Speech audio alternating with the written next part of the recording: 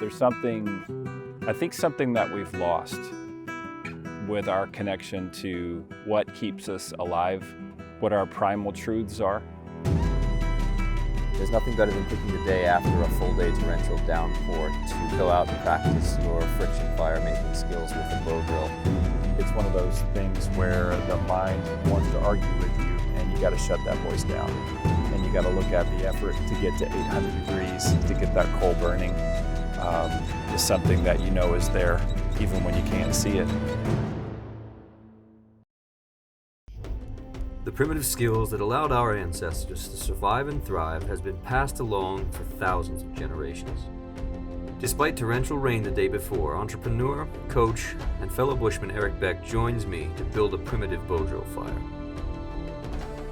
As we battle the moisture, he shares his touching personal relationship with fire and how he uses insights from primitive skills to empower other entrepreneurs and bridge communication gaps between the current generations.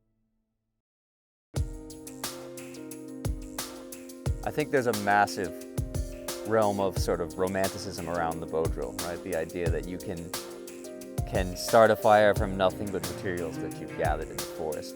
Yeah, a bow drill is not for the faint of heart, and it is it's something that's truly primal to think, if I look around, everything I need, I see.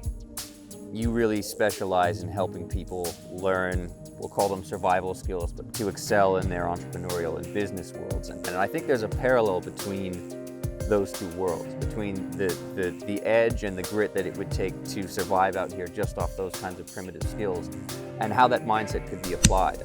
There's just this massive communicational disconnect between previous generations, my generation, and certainly the one that's up and coming now. And you've made massive strides for people in terms of bridging that gap.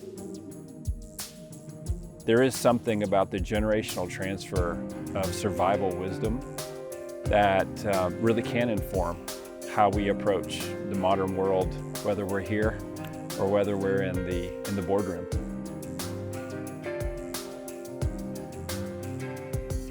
I think one of the best things about using the example of fire is that there's a very, very close kindred relationship between man and fire. I mean, it's our original technology in a sense. And bow drill's a test of patience, man.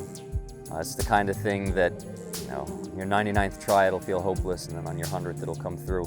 Fire in general is a test. And when you're working hard and you hear the squeak on that fireboard like you know you want, but you know you got 80 strokes to go probably till you get a real coal, you got to breathe and dig deep. It's a challenging environment at sea level and 90% humidity.